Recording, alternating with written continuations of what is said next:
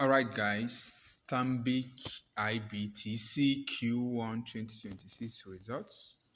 Okay, profit after tax went up by 40%, EPS 40%.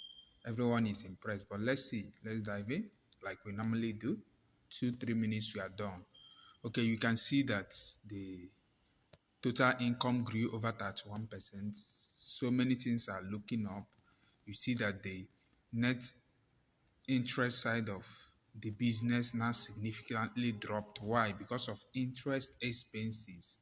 Interest expenses was on the higher side, so it affected us. The funding cost affected the net income. That is why you had a drop down in negative income. But if you look at the profits before tax and profit after tax, they all edged up as a result of, you can see that they have some trading income. So, if you read very well, we summarize this here. They have big exposure in T-bills, and you have to know that there is a significant higher rate environment in Nigeria, so that helped to lift up their bottom line. So their net non-interest income side of the business did pretty well as a result of those fees. Their fee side of the business is doing well.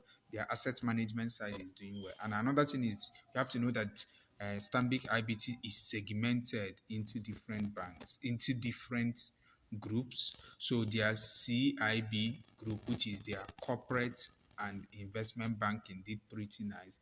Then their insurance and the asset management segment also did very well. So these two are carrying the business. Then if you look at the balance sheet grew too. Assets grew over 12.6%.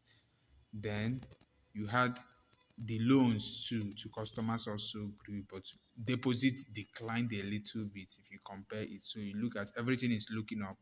Total equity also grew, assets grew.